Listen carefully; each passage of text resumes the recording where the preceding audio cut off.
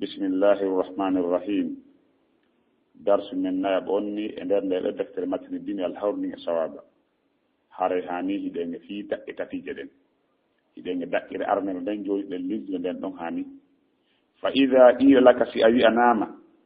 بما عرفت كهون أندر دا ربك جومي ما كهون أندر دا الله نودا فقل يو بآياته كو آية جمكو دين ما عندي دي ودي دي ومخلوقاته اتغور مكون ومن آياته نجاء ما نجي الله دين نجاء آية الله ديكو أندره الليل جمع والنهار نيلورم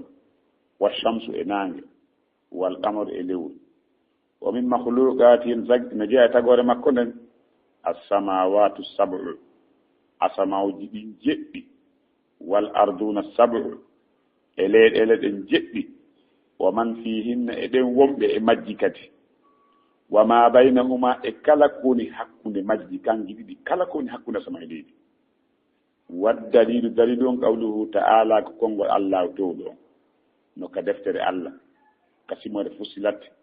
ومن آياته نجيا إيمان دي كتندني الله نوودا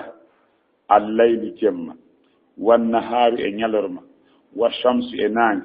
والقمر إليور لا تسجدوا للشمس وتعون سجن نانيني وتعون ريو نانيني ولا للقمر ونا لور نكد سجنتم واسجدوا لله سجني الذي خلقهن تقول ديدو حادث ريوتون تاكو تاغاكو ريوي تاغدو إن كنتم سي أولاتك إياه كانكو الله تعبدون ونكو ريوتون سورة الفصلات أو آية إبتا كسيمور الفصلات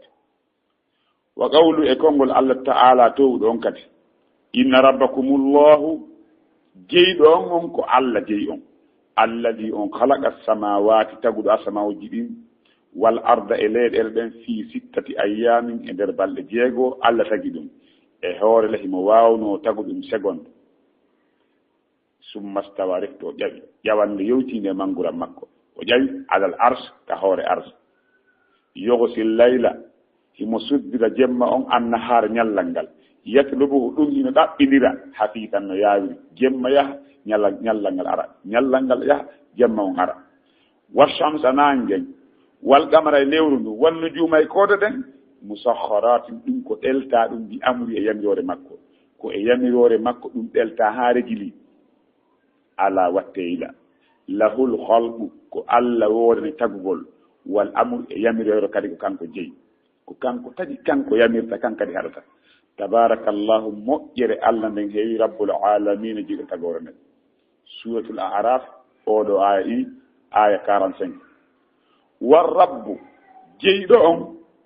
huwal maabudu ko o won rewete ɗon ɓatum ko kanko jeeyi aw kanko rewete goɗɗo pul macci ɗon ko koho makko gollanta waddadi dali ɗon qawlu taala o konngol allah tow ɗon seede on jeyɗo on kanko rewete Allah dalika simore bakarati ya ayyuhan nasu hemo yimbe ubudu rabbakum rewe joomi mon nani alladhi on khalaqakum tagudo walladhi on tagi ben min qablikum attibe on Allah tagudo ma on tagi mama soroma tagi manto soroma tagi ben ma haton rewe on ya ayyuhan nasu hemo yimbe ubudu rabbakum rewe joomi mon alladhi on khalaqakum tagudo walladhi eden o tagi den kadi min qablikum attibe on la'allakum tattaquna dum fo ko fiyo on Allah bela jo on ulay Allah alladhi on Allah ja'al lakumul arda wadan do ndido leydi firashan wi'itani wadadudi wasama wada sama bina'an kippodi mahado hippa wa anzala ujippini minas samaa'i modde kasama ma andiyam fa akhraja bihi o yaltin sabdan don ndiyam minas samarati none gidinde rizqan lakum dum ko arske wonande on ko ñaamon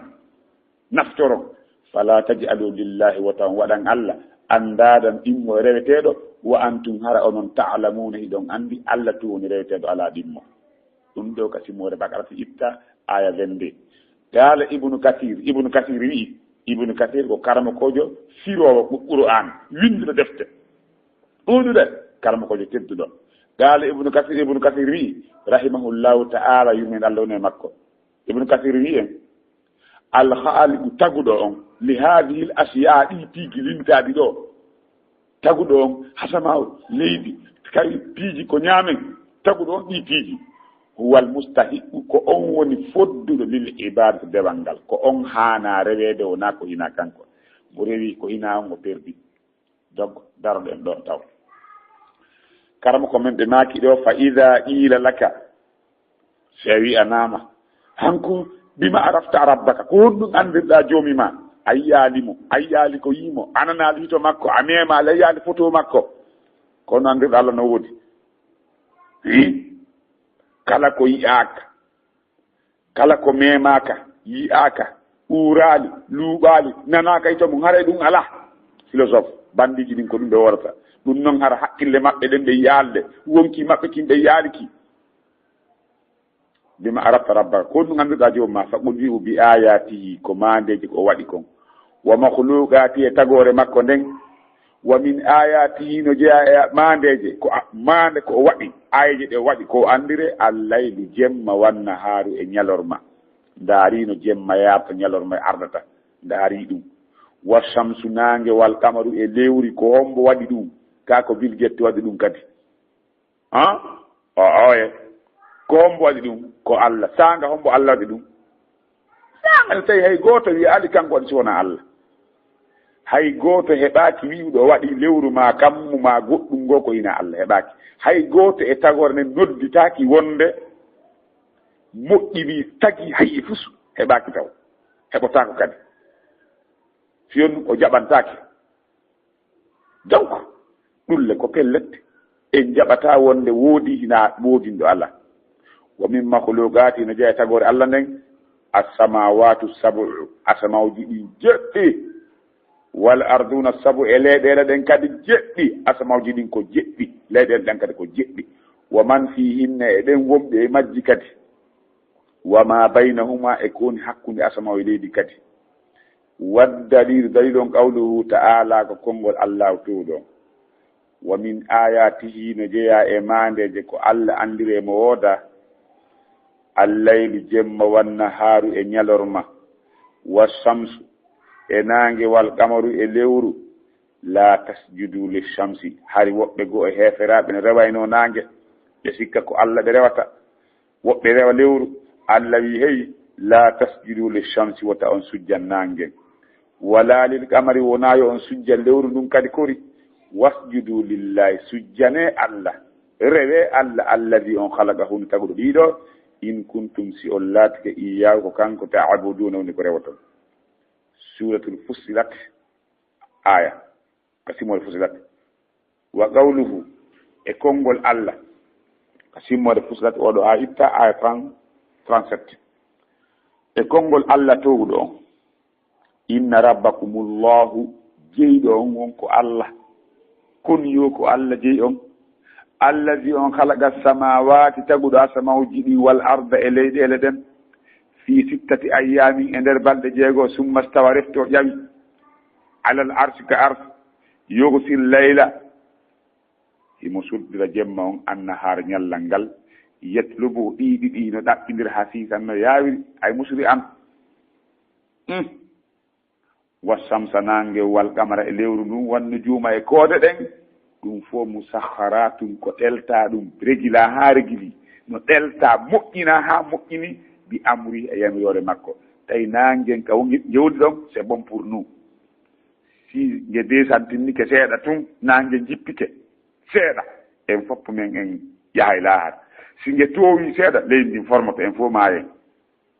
Allah waɗete kañum moƴƴani en ɗon rewen Allah o waɗanɗo en ɗum mawde Allah moƴƴike men enen kadi moƴƴoɗen e makko mo moƴƴike ma ko fodduɗa ko ya moƴƴe makko ala watte lahul halqu ko Allah woodani tagugol kako hombo kadi ko hombo kadi tagarina Allah ala fo Allah tum tagi walla amul yamirore kadi ko kanko woodani koko Allah yamiri en gon haamiɗon wadde koko haɗi en gon hande accude tabarakallahu moƴƴere Allah men heewina rabbul alamin kanko Allah ji e tagore nden suratul araf aya 45 oɗo aya itta ani oɗo aya itta wa rabbu jeyɗo on huwal ma'budu ko on reweteɗo ko on woni reweteɗo dalil on ko on to wa dalilu qawlu ta'ala dalil on ko kongo Allah towɗon ya ayyuhan nasu ubudu rabbakum he yimɓe rewe jooma mum alladi on halakakum taguɗo on walladina ɓen min qablikum attiɓe on laallakum tattaquna belajoyo o hule allah yaani fi on hul allah kulo allah ngol accigol ko haɗi kon huwa ko yamiri kon alladi o allah jaala lakumul arda waɗan ɗo leydi firasan veƴƴitandi fonta wassama asma minan kippuɗi mahaɗo wa anzala o jippini min assamai himmodde ka sama ma an ndiyam fa akhraja bihi o yaltin saɓuɗan ɗo ndiyam min assamarati nonegi dimɓe risiqan lakum arsike wonande on fala tajalu lillahi wota on waɗan allah andadan ɗimmo reweteɗo wa antum hara onon ta'lamuna e ɗo on andi ko kanko allah tum waɗi ɗum ɗo suratul baqarati aya dende qala ibnu kathiri rahimahullahu ta'ala yumin allah woni makko alkhaliqu taguɗo on li hadihi l asya ɗiɗo piiji huwa almustahiqu ko on woni fodduɗo ko on woni haanduɗo ibati rewede fodda rewede ko hina kanko o darsi men ɗo kadi yo en anndu wonde neɗɗo marɗo haqqille o ndaarata nde tagore allah haray mo welsini ko o ndaarita nde ɗo tagore koye fiyo o tasto e nde ɗo tagore mawnunde ɗum tindinamo e hoore mawnugol allah e waawugol allah tagude ɗum ɗo on si amiiji tike noon o kam ngu kam towi amiiji tike no ndi leydi yeƴƴitira amiiji tike kaawakeji woni leydi e ndi leydi ɗum tindinta wonde allah ino waawi allah ino mawni ɓa ko pellette sa yahii ka état civil diga a hewtay tun taw ka santi e jallo sadakaji madina a hewtay ayi ay golle nanga e ɗum tum directement jola ka haqqille ma o nangude ɗo no mari mbuuɗi ka est ce que a yimo a yeytama e mari mbuuɗi hay sa yiyalimo hay sa ala hay sa yeytaka mari mbuuɗi a yiyay tun golle makko ɗen an ka golle ɗen nanga ɗon anda jooma ɗo no mari mbuuɗi ka anda o jooma ɗo no mari mbuuɗi a yiyay tun mawnugol kam e mawnugol leydi ɗum tindina wonde allah no mawni ka si tawi ɗa mari haqqille de mi annda ɗum sa feeti si ɗa mari haqqille a yiyay tun kam mo yiya leydi yiya piiki ɗin ɗo anda wonde allah ino mawni ka donc ka ɗum ɗon ka annduɗa ɗon allah no mawni yankinoɗa kisan yankinoɗa mawnugol makko on kanko senade wodani yimowo goo wi e jimhol simi yi noon jimhol wona morgeli ko yimi kon nde wona faatu linsan wona fatamolo ko yimi kon fawa ajaban kayfa yusal ilah am kayfa yajhaduhu ljahid walillahi fi kulli tahrik wa taskinatin abadan shahid wa fi kulli shay'in lahu aya tadullu ala annahu wahid yimowo wiye kawake e ko hawni ko honno yeddirte o reweteɗo ma ko honno yeddirta wodede makko on yeddowo ino wodani allah e kala ko memminoto e kala ko deƴƴi abadan no wodani ɗum kadi ko seedi no e kala hunde wonande allah mande ɗum kono tindina wonde allah ko o goto allah wattini en yila ka deftere makko teddunde faade e ayeje makko ɗen e tagore makko nden o wi yo en ndaaru kammu ngun yo en ndaaru leydi ndi yo en ndaaru yimɓe ɓen wa fil ardi ayatin lil muqinina ɗum fof ko fiye en liikito tasko ɗen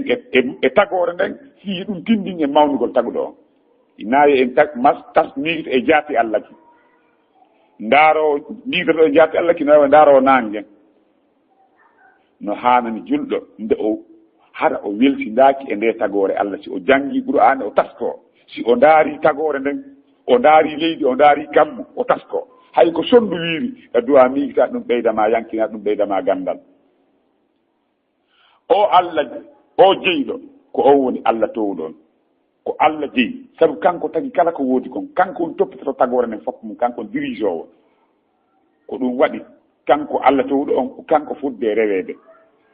kanko reweteɗo e goonga kala ko rewa ko hina allah ko mere wa kullu ba'budin siwa batilum kala ko rewa ko hina allah ko mere